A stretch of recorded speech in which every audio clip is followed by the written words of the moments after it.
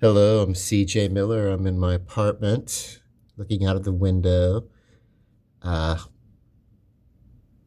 and well, on this side we have downtown to the and I'm this is all still downtown. It's like it's like West downtown. But anyway, uh so there's the Shreveport, the 50 Cent studio, G Unit studio. Going on in not just here, but he's got stuff going on, I think, in Houston, I think. So it's not like we're his only gig. Uh, but yeah, makes you wonder with all the stuff going on in Houston, and then he's got this major studio, and then there's another property that he bought to be a studio on the other end of downtown. It's like interesting. It's not so much the investment that he's putting in the community, and I love that about anyone who would do that because I believe my town's worth it. But just even aside from that, how many projects are going on that you need that much property? But hey, whatever. I'm glad someone's doing something with it. And yeah, it used to be. There's a better shot of from this window of um, some of what's going on. Uh, Initially, this property they were using it to build these apartments, this complex that I live in, and yeah. So anyway, but yeah, it's a good view of the city. Love it. Always want to invite you guys to come check us out. It's Cinco de Mayo. That's not really like a widely celebrated holiday in a lot of Mexican uh, culture. It's kind of a but like everything, we do find a way to monetize it and everything like that. So yeah, Cinco de Mayo, happy. There's all sorts of like the restaurants are really going all out with it. I am staying in tonight. Um, the reason why is because oh my god, am I like carb hungry? I am. Let's see. Uh, yeah, I had a good blast of carbs Saturday when I went to brunch with my sister. And what else? There must have been something that I must have had some other carbs between then and now. Oh yeah, I did have like some corn chips dipped in, I think. But anyway, yeah. Hang on, because my point in mentioning food in the first place in Cinco de Mayo was, yay, at least let me do uh, some cooking, and this is um, basically kind of a hodgepodge of tricks and tips. That's what I love about Tex-Mex cooking. This isn't like truly authentic. This is a lot of store-bought stuff that I pulled together, uh, but it is diced purple onions, about a pound and a half of hamburger meat, 80%, uh, some Rotel tomatoes from a can, and this is going to be a really, really good. This would make a good starter for anything. And then I saw a new sauce that I wanted to try. This new sauce it's probably like I said, it's probably uh, a serious uh, appropriation of flavors and everything that are, I don't know. We'll see. Hold on. Hernandez, uh, salsa quesara. I don't know what that means, and I'm not even going to try to. I'll look it up. I need to find some sort of way. I'm going to Mexico uh, in October. So, but yeah, where is this made? Orange, California. So, you know. But if there's I don't know, there's probably a lot of people that are from Mexico that work and in kitchens there and everything. So I don't know. I don't know. It's like I want to be sensitive towards appropriation. I find myself talking about that a lot more uh, as I think about it. Um, and I think the main thing is exploitation. We don't want to exploit other cultures. Uh, so maybe, I don't know. Uh, I don't know. What are your thoughts? Anyway, I've always thought that culture really comes together and blends uh, on the stove, where people just learn from each other and learn different foods and everything. How could, if we didn't want to, experience other cultures, the food that they eat and everything, how could different people come here and open a restaurant and as an introduction to the tables, what's on the table within their home and their culture and everything. If we don't explore the food culture, how do those individual cultures make money? So I've never really had a problem with you know uh, food, trying out food from different cultures. The only thing I really didn't care for, I was once with a friend of mine. He's no longer with us. He's crossed over, as some people would say. Um, but at the time, I was living in New Orleans, and he took me around to some friends who were, I guess, they were sort of a commune living together, and like the food that they ate, I just couldn't. And it was a very um, I want to say it was a very Indian influenced kind of culture, and the foods that they were having and everything. And it was like, I get it.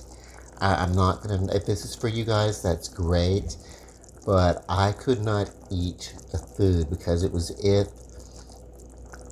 Well, first off, it was if kind of like a bunch of cream vegetables had been poured in the same pot, and there was no meat or anything like that. So I can't do that. Um, I'm I'm so sorry. That's not me. That would their food was basically a sauce, uh, at this point, and I wasn't. It was just it wasn't what I would be. It wasn't for me, but they loved it, and it was all veg. It was the whole vegetarian vegan thing or whatever. But it was like they poured it out of cans, and unless you know that the cans don't contain any like additives, and they do, and a lot of those additives are animal byproduct. Some butters, some oils. From where they're rendered. You want to be, uh, mindful of that. But that's not what was happening here. uh, I did have pureed watermelon as a drink. I did accept that, but it just literally wasn't my bag of tea. But that I would never let that stop me from sitting down and talking. Uh, with the culture that's vastly different than anything I had known, and it's kind of cool. Uh, I don't know if they. I don't know. I never. I didn't get into asking too much about who they were or what they did or what they were about, because basically I was just there for an afternoon. And it was just my friend, and he was like, "Hey, you're kind of a cool guy. I think you should meet these people. They're kind of cool or whatever." And they were, and just to sit down and just kind of explore, and basically this small commune of people living in this place, and we sat down, and they started telling me less about their wasn't about their personal philosophies of spirituality. It was about the simplicity of their life, and their lives, I should say, and basically basically just kind of this mellow peacefulness that they had going on or whatever. So that was kind of cool. And this wasn't like it wasn't a rehab. It wasn't a anything. If it, I didn't see anything cultish about it. If there was, it wasn't big enough to do any real harm, and I hope it wouldn't. You know what I mean? Some, families are cults. Like you get with your family, and you're close knit, and my family especially, it was like, oh my God, when family calls, you show up. It's like being, no matter what, you just show up and you do that, and it doesn't always have to be that way. You can love your loved ones and not have to be uh, codependent to a fault on the well-being. But yeah, people do need to come together sometimes in a healthy way. And there's so I don't see communities that get together and their little things. It's kind of cool. Sober living houses are kind of like that too. And you get in where you fit in this world. But this, let me get back to it. 2 pounds of well, a pound and a half, because I took one and half a pound out, and I made some little. I'm gonna do a little fun thing that I'm gonna talk about in a little bit. But so what I'm gonna do here, the pound and a half of okay, pound and a half of hamburger, the diced onions, the rotel tomatoes, and the salsa that I poured in, and basically just any kind of powerhouse flavor. If I wanted to, if I had like some small breakfast crumble sausage, I could put in here also, but that's unnecessary because there's so much flavor in here that you really don't need to do that. And the whole idea is to like let this kind of render, and I'm going to use a slotted instrument when I go to plate it. What I'm going to do is roll it up into tortillas, layer it with the shredded cheese, and call it that. Call it a Mexican thing, a Tex-Mex. What is it when it's Louisiana? It's not. Shreveport is so close to East Texas, we could almost call it Tex-Mex and still get away with it, even though we're not really Texas. We are like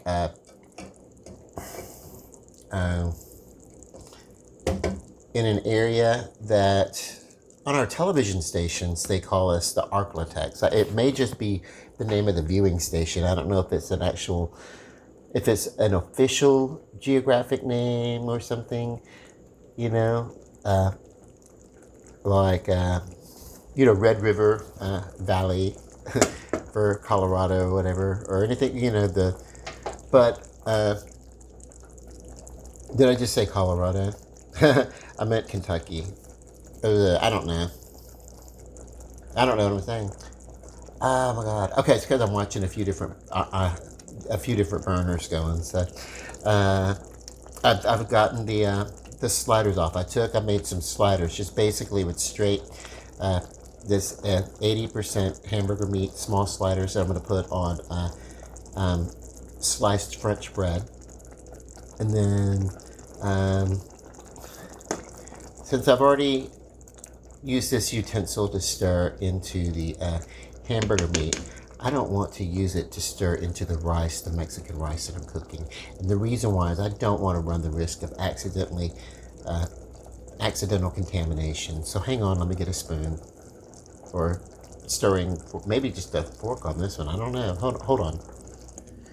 My confession is, so if you take this, this is just a box rice, and I took some of the Rotel tomato and put it inside. And the reason why I'm doing this on the stove like this, and it's kind of come up to a little bubble like that, is basically I'm going to put the lid on it, and then I'm going to reduce the heat and let it simmer for about another 10 minutes. Because I would say bring it up to boil, cover it, and let it go for 15 minutes. But basically, I started it just before, the water was warm and everything like that. But basically, I topped as it was kind of bubbling and simmering a little bit. So I did that first step a little longer. And so this would be kind of a softer rice. It's not gonna be mushy, but it's going to not be that Louisiana firm rice. It'll be closer to a sticky rice, actually. Okay, this, as it cooks down, it's great. And this is not for people who love, it's not for people who hate onions. When I was much younger, I did not like onions. I didn't like the flavor of them. I knew that onion powder found its way in some food. Maybe that was okay. I could work with it. I just simply did not care for raw onion, large bits of onion, anything. This I would not have been able to eat. There's too much onion in it, and we used to make these things. We called them peods. Basically, they were biscuits, and you'd make like little meat pies with them. Basically, pierogies, peods, whatever. But I would not be able to do that because the texture of the onions in it and everything. And I used to just hate when people would always try to slip food by me that I didn't like. And so today I'm like, well, at least if I make something and there's an onion in it, I'll let people know. If I know they don't like onions, I'll let them know. If it's possible, I can maybe brown some of the meat or make a small saucer of the meat that doesn't have the onion in it or whatever. That's Well, it's just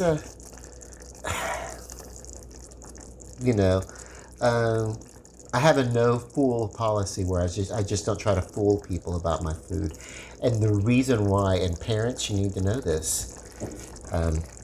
When they tell you that if you have a picky child and the most important thing is their physical health, yes, that's very important. But I think it's more important to supplement if you have to and get the vitamins and maybe talk the child into, trying the foods and everything like that, whatever. But don't think that when the child realizes that you're slipping food by, that's traumatic. It was traumatic for me because it gave me a sense of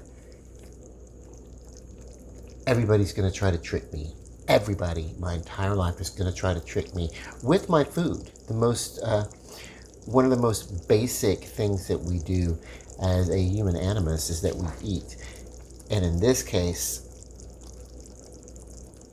some of my food, by psychological means or by physical means, would make me feel sick. I didn't like it. Some of it basically had to do with a lot of my allergies. Would be kind of associated. So some foods I had like a strong allergy to, and I found that out later. And then some I did not, but because the foods were kind of frequently cooked together, I would associate that in my mind. But also, children don't always like small, strong, potent flavors. Whatever the reason, there is a psychological risk of, making the child have an insecurity. And I know, sometimes it's like, yeah, you're gonna eat it. This whole, whatever. I don't know. I'm not telling people how to raise children. I am saying that to play tricks. That's the way I perceived it. Play tricks, lie. And sometimes people thought I was stupid, too. They would literally try to do it right in front of my face. Like, try to hide a bean in my mashed potato or something like that. I don't know. Anyway, as I grew into life, my taste did change.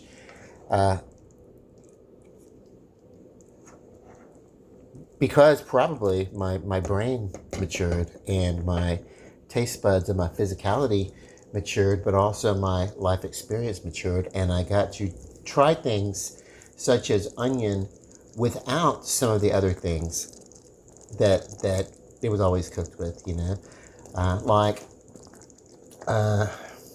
what can I say? I don't like a lot of green vegetables, especially cooked green vegetables.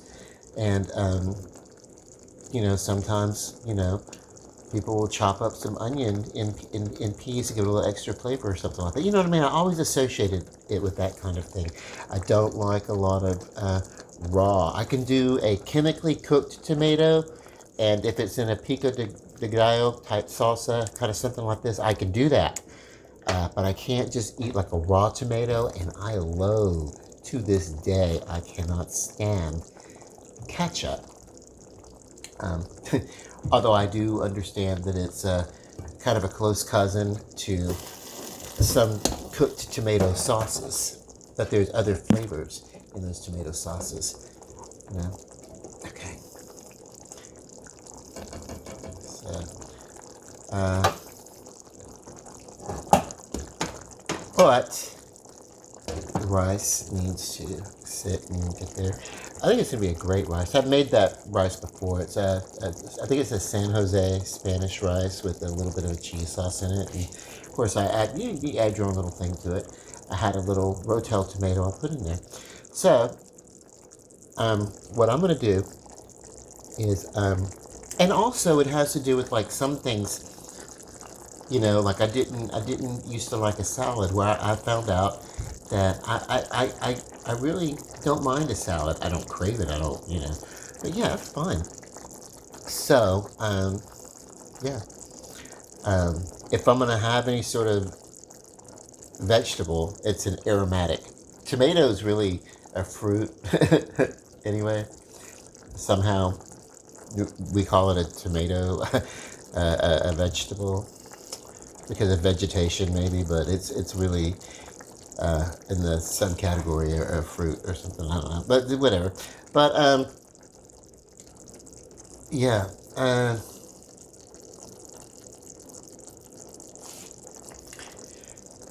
Let's see. The onions, for one thing, tend to get a little sweeter when you cook them, and they're a little bit spicy or peppery when not. And basically, as an additive or seasoning, I love it. But I don't really care for like large chunks of onion, especially large chunks of onion on top of a salad or a sandwich or something like that. You know, I can have like some. If there's a fair amount of other flavors, then I can have some sliced purple onion. I call them purple. Some people call them red onion, but they're kind of my favorite onion, or shallot or something like that. Whatever. Once I found out that as an adult, it's like, yeah, I like them. Yeah, it's a surprise, you know. But that was never what happened to me as a child. They would always try to get me to try things. I remember one time my mom was like, "Oh, you love oysters," and I was like, "Do I? Okay." Guess what? I don't like oyster. There was another time when my mother, and I was older at this point, my mother was like, "We're gonna have steak, and you're gonna like the steak. It's a different kind of steak that you love. It is steak." And I went and I cut into it, and it was like, "Oh my God, this is the most ugh." I no what, and it was liver, you know, and I don't know how many 13, 14 year olds do you know who love liver? Not me, not this one, and I don't today, you know. Uh, so go figure. Okay, this is about cooked down. Let me see. Let me give it a yeah. So what I'm gonna do is I'm gonna put some layers of this, tortilla and shredded cheese and this mixture combination. I'm just gonna kind of layer it up. Do I want to layer it up or do I want to fold them individually? I don't know. We shall see. And then of course I've got some chips and chips and cheese on the side. Oh, let me come over here and make this little canapé, so I'm gonna do it first. Hang on. Oh, so I was totally starved for carbs. And much like everything else I do, I decided to kind of revisit or do something different. I was going to do kind of a, I set alarms. That's how I keep up with everything. I was going to do sort of a Mexican lasagna kind of thing. I decided on something else, and I'm going to show you at the table. All right. Okay. So I'm CJ Miller again. No, I'm just continuing the food video. Forgot. I was like, did I start another one? Okay. Getting senile in my starved time. Maybe it's because I just need to eat. Okay. On this plate, very rustic. This is vintage aluminum. I love these.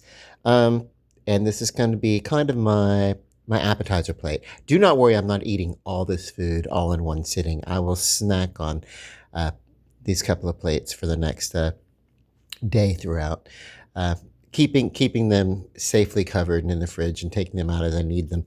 But so here we have basically um, kind of a break, Americanized French bread on um, well, there's on top of that there is, I'm trying to think of what they call it. I know it's an aioli, a garlic aioli, but it's kind of a spicy garlic aioli. An aioli is basically a mayonnaise that has a garlic flavor base, a garlic base. That's aioli.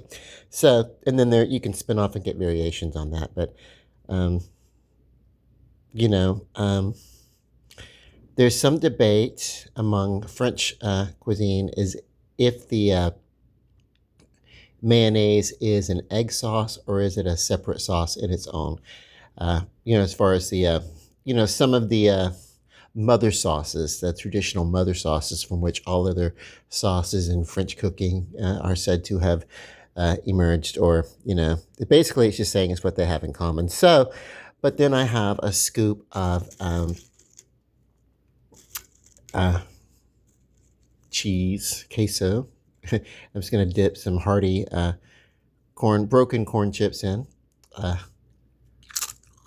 it's basically, the reason why I broke them is because the chips were so large, and it's like, you know what? It's not going to look lovely on the plate. So let me just break this up. Okay, so out of a bag, out of a jar.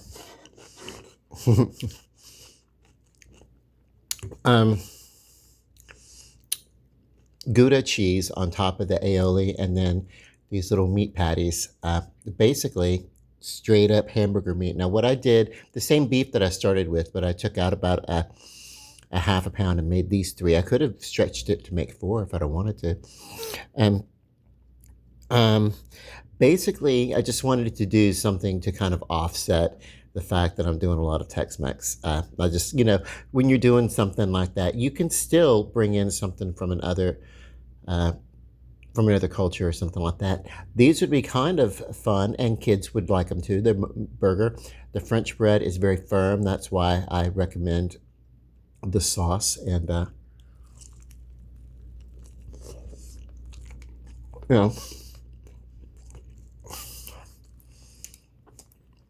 that is very good. It's a combination. I would maybe would say American hamburger inspired from German hamburger, whatever, on French bread. Yeah. French and German. Yeah, it was but that's my family. A lot of French and German actually, primarily is what. But it's at one time they were kind of like the bastards of the world. The mean people. And then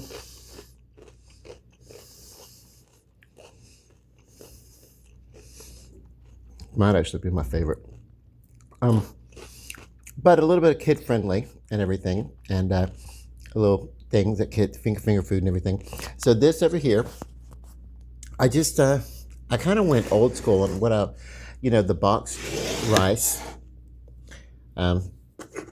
It's fine, but I've had it before. I've done this before. It's really good. So just a little forkful there. Very delicious. My carbs are just I'm in need of carbs. My body's just craving this.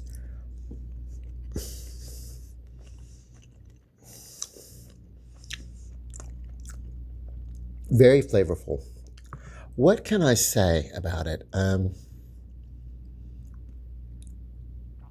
No, I should have done. I have this lovely little cup here. I should have put the salsa or something if I want to dip some salsa or queso or extra verde I could have put in there. This is a verde sauce that I poured just a little bit over. And I didn't heat this tortilla. I just took the meat from the skillet, put it straight over.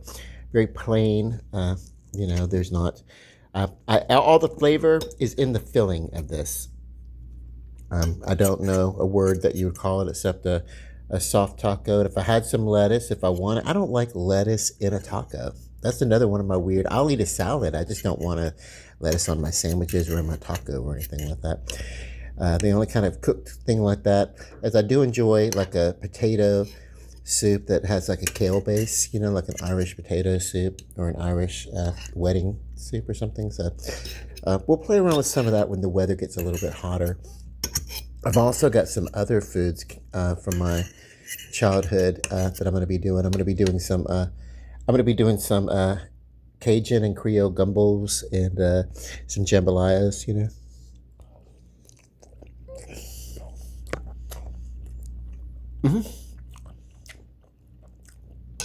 This is very good. It's not. I mean, you can do what you want with it. It's very flavorful. Main thing is I needed to satiate my carbs. And so I don't know. I say I'm going to not eat all this, but I'm going to have to eat some of it because this is a food video I'm sharing, right? What some South Koreans would call mukbang. But usually that's when you start it out when you go to a fast food restaurant or something like that. Then you'd sit around with a bunch of food that you bought and just go to town with it. Okay, now this, I double wrapped it because I put it in that loaf pan. I did 2 of them. The meat filling that I made, but you know what? I think I need a knife for this one. Hang on. This is going to be like, This is going to be curious. Okay, some life story goes on behind this one. When I was in first grade, the first time, because we moved around a lot, so at one point I had to repeat the first grade.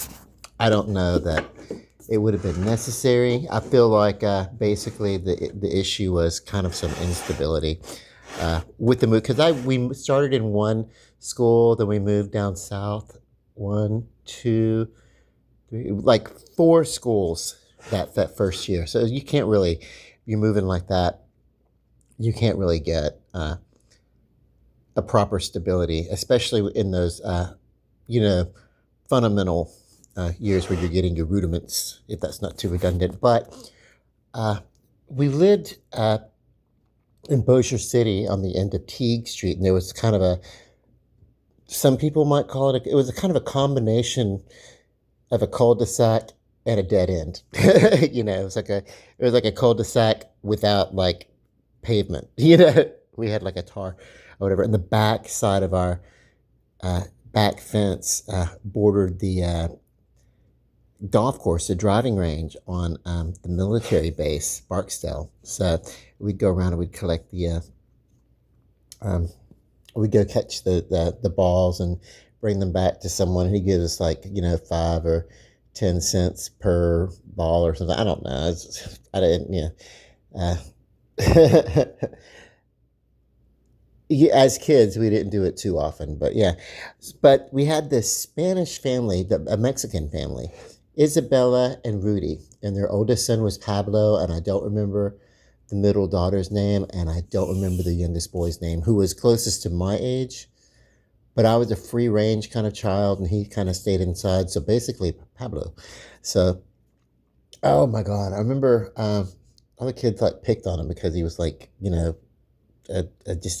just kind of a fat kid, and they made fun of him. And I was the only one at our bus stop every morning that would it was like the whole line of people on one side of the road where we were waiting for the bus, and he'd go stand on the other side, and everybody would tease and laugh and say things. And I remember at one point, I think I did that first day or so when I noticed that trend. And then the second day, I just had this flash in my mind. This isn't right. And I walked over and I stood next to him and kind of took his side against a whole row of kids that were making fun of him.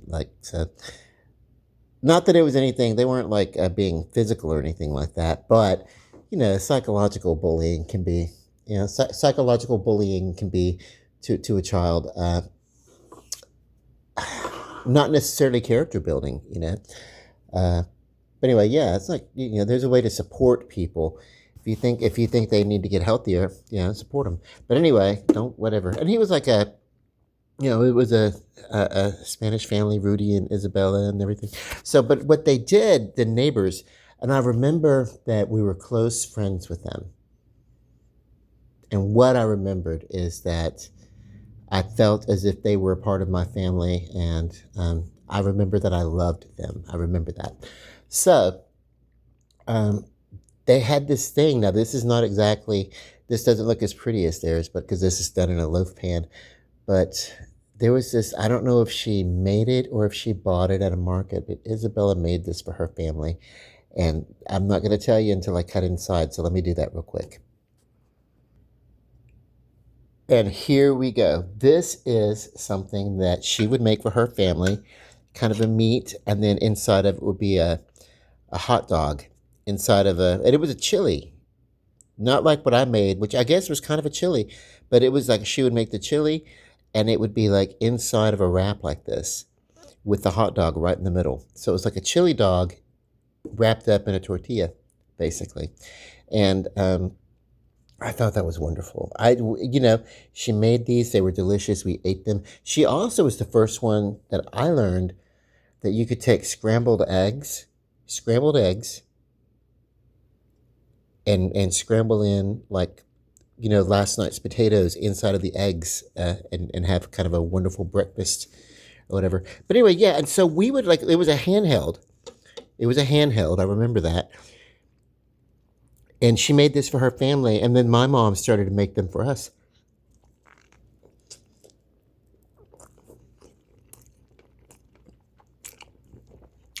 We loved them. I seem to recall that we did. So, and this is a basic, just a Johnsonville, cheddar link. Well,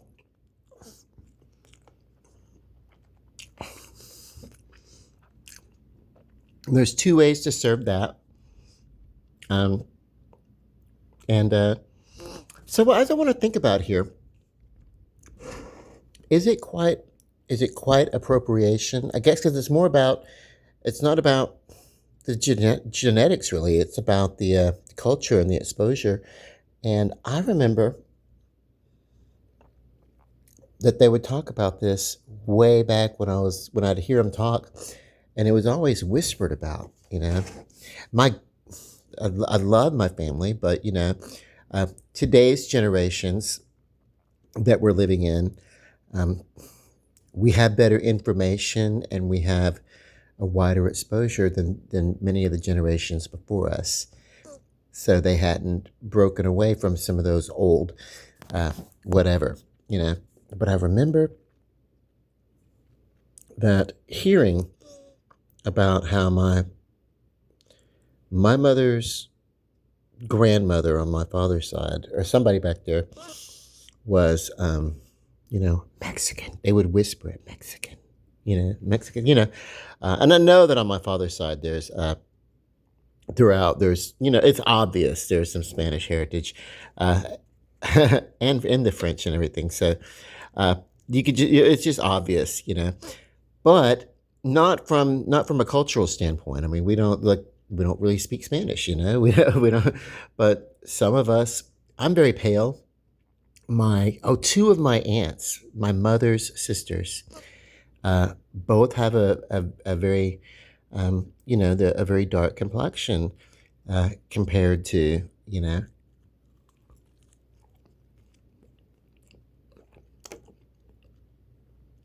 some others. So, it's like,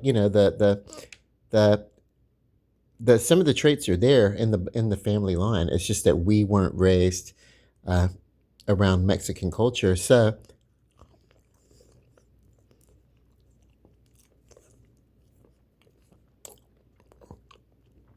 what is exploration versus exploitation? We don't want to we don't want to appropriate, or certainly not misappropriate, or no, with any sort of malice. Um, and I'm glad that more and more minorities, maybe who did not feel they had a voice, uh, would speak up. But also, you know, uh, you know, uh,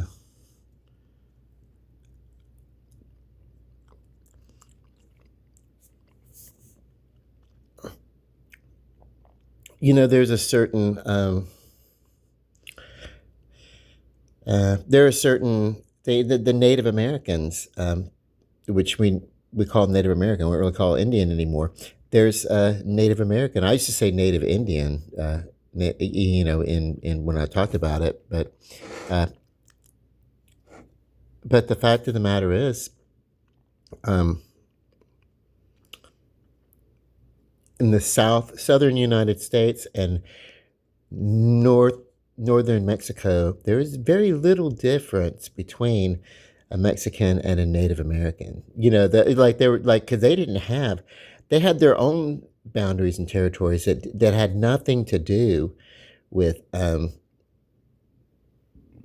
I'm sorry, I need to maybe digest some food. Not had no- They had it, their ways had nothing to do with our borders as the Europeans came over. So I don't know.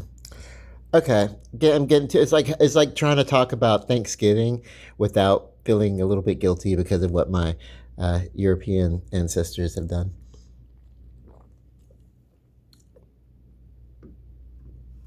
But maybe sharing and talking about food culture can be a way that we can bridge. Because I remember being a kid and going to public school, sitting right, we'd tease each other, we'd make fun of each other and everything like that. But it's just that's because that's what kids do. But when it all came down to it, we didn't care about each other's differences on the playground, in the school, or whatever, as long as you had the right amount of money, which I didn't. so, um, but anyway, food and, I don't think there's anything wrong with like cultural holidays as long as it's for the purpose of enlightenment and, I don't know, getting to know one another. I was going to invite some friends over, but one of the friends I was going to invite over was helping somebody else move furniture or whatever. And I'm like, let me know if you need me. And I'm so damn glad that they didn't call. Um, but I would have. I mean, I would help somebody move. Uh, but I don't have a car or whatever. And I think he mainly just needed um, he's got a flatbed trailer. So, that comes in handy when you're moving from one house to another. All right. If I keep sitting here, I'm going to keep eating. I'm going to take these things, put them in their little containers, and boy, and I'll just kind of like pull out and then snack throughout the day as, you know, uh, May the 6th. I don't think that's a holiday. We had May the 4th, which is, that was yesterday, Sunday. So, people, may the 4th be with you for Star Wars geeks or whatever. Um, May the 3rd was Free Comic Book Day. And then all this weekend, there were like restaurants and everything doing Cinco de Mayo type stuff. But I really needed to, after that big, huge um, breakfast that I had at Cotton Bowl on Saturday, I really needed to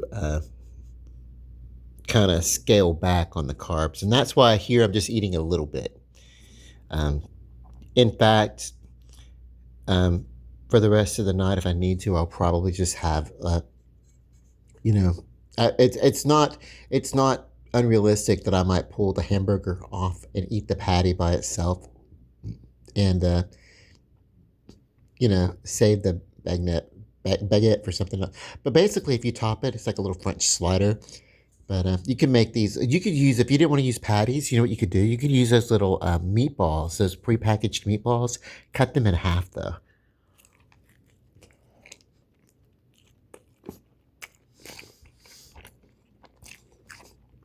No, I'll eat the baguette. Okay, one of the things that happens, and if you get me around, I will scarf. I think that people just eat too fast. And that's one of the things I love about these videos that I do is that as I'm talking and having a snack here or there, it's kind of slowing down my food. Like, because this could have been a clear, like, 10-minute meal. Like, sit it down and just, oh my God, let me eat this 10-minute meal, basically. And just like, I don't know, uh, go to town, chomp it up, eat it up, but this is almost conversational, so it's kind of nice. It reminds me to slow down and enjoy a meal. And basically, when you eat smaller portions, or if you have a larger portion like this, but you eat it for over a long period of time or whatever, your body processes the nutrition more efficiently. So you store less as fat and you actually burn more. So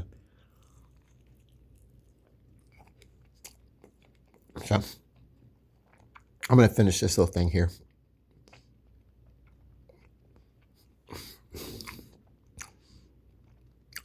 This is very good. This is very, very delicious. And it would be, I mean, it's a lot of processed stuff, a lot of processed. I could literally take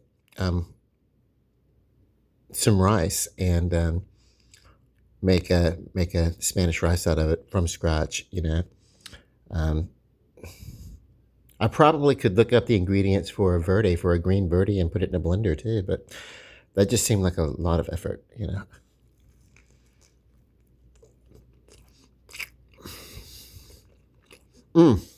Okay. Okay. Confession time too. I was once working in a restaurant here in town. The restaurant's no longer in business, but I'm not going to mention the name. And I have a lot of gratitude for this restaurant. I learned a lot. It taught me a lot. But, however, is that like a double conjunction? I don't know. Anyway, however, the sous chef in the like, I got hired on, and I'd been in restaurants before, whatever, blah, no big deal. But this time I started as a disher. And then their daytime prep cook, sous chef, garde manger, whatever you want to call it. Because it's a little bit of everything. This job was a little bit of everything during the day, and so he was in a band, and he went on tour with this band, and they needed someone to do the job. And I didn't ask or speak up or anything. I was just like drafted to come over and work that side. Uh, um,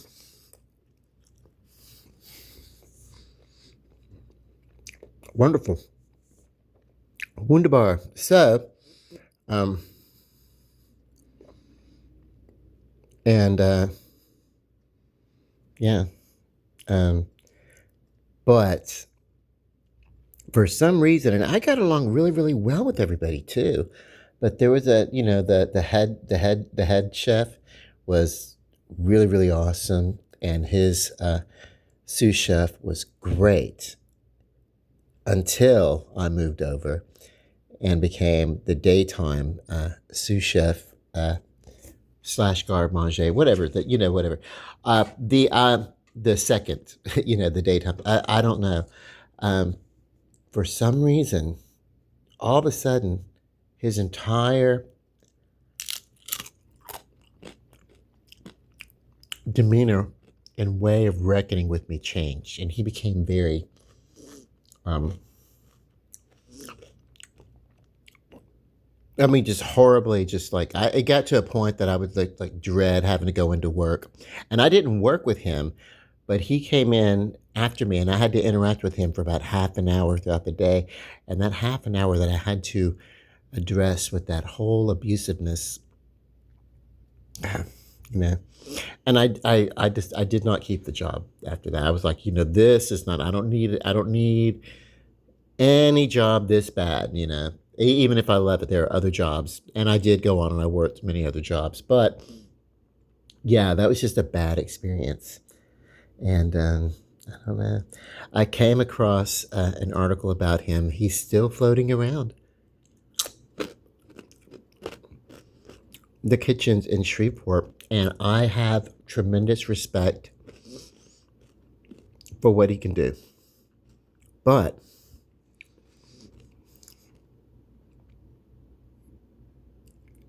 he has such an aggressive nature in the kitchen.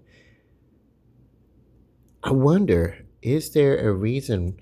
Does that we've seen these things on TV? Hell's Kitchen, Gordon Ramsay, and it's that's TV. That is TV.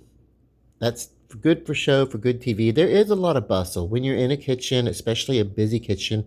You're gonna speak to each other, and you're not gonna use the formalities of please and thank you. You're gonna say, "Get this plate to table 17." Pronto, get it, get it, get it. You're gonna have an expediter to kind of keep the energy up and to kind of direct, and a lot of that communication between the staff and the kitchen. That's fine. However,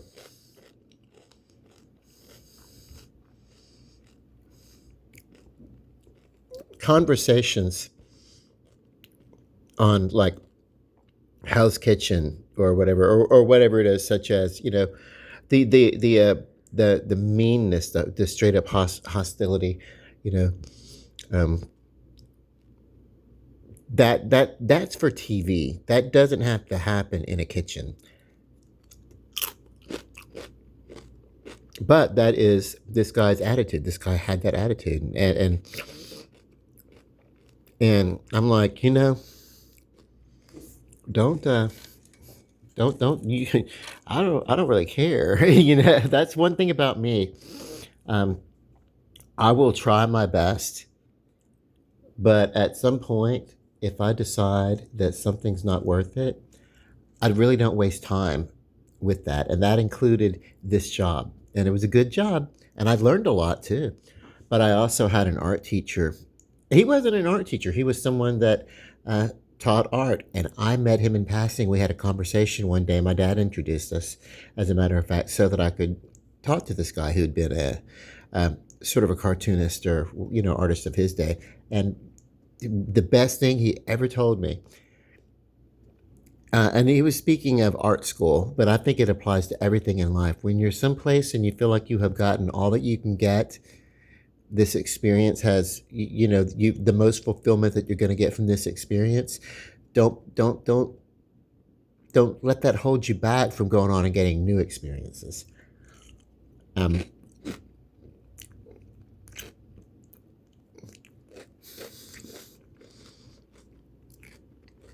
and I'm like, cool, and that's fine. But I did see that sous chef that just, and he was, it's not that he was like a personal, he wasn't taking like a personal attack on me or anything. That was just who he was in the kitchen, and in particular because I had so rapidly come from, to, he was, you know uh, I'm someone who learns really fast and real quick when you give me a task, especially anything that's creative, such as food and cuisine. And I took to it. I really did. And he may have pursued, and you have other people around who can do the types of jobs that you do. It's possible you can perceive uh, this, oh my God, I'm not indispensable to this company. And that certain awareness can bring about, oh my God, I don't, for whatever it is, for whatever reason, Stuart just had like this really hostile attitude in the kitchen towards me, and I just couldn't continue to work. And I hope I didn't say his name. I probably did, but whatever. Um, but I saw him, not in person, but I saw him in an article, and still making the rounds. And you know, now he's working a barbecue shack. So, that's really good. Barbecue's really good. That's one thing I really have never really taken to. And it's because I don't imagine that I would like standing over an open flame or the heat or something. Um, you know, going back to my first grade, now we're going to go all the way back. So this little boy, Pablo, uh, he was a big boy, but I mean, he was in my grade or a grade upper than me or something like that. But anyway, yeah, and I kind of took up for him. But the teacher in my class, Miss Vowell at Waller Elementary, um, she she was my homeroom teacher, and then we'd go to an English class, and we'd go to a math class, a gym class that was taught by a husband and wife team, and then we would come back to whatever. But this, no other teacher gave me this issue that I had this issue with her, but Ms. Vowell, for some reason, every day or every other day, frequently enough that it sticks in my mind, she was calling me out to that hallway to get a paddle on my behind. And I didn't even know why. None of the other teachers seemed to have that problem with me.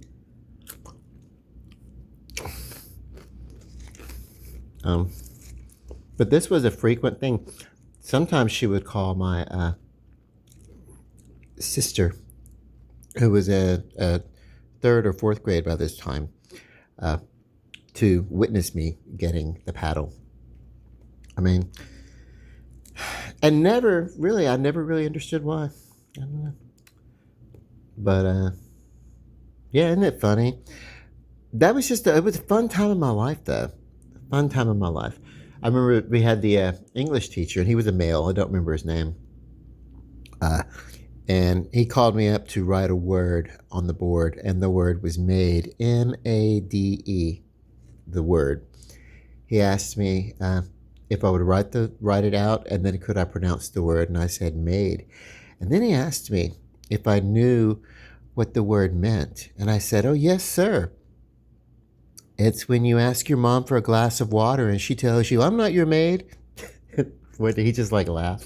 Whatever. That's the joke. That's the punchline. Okay. I love you guys. Love and light. Bon appetit. Good night.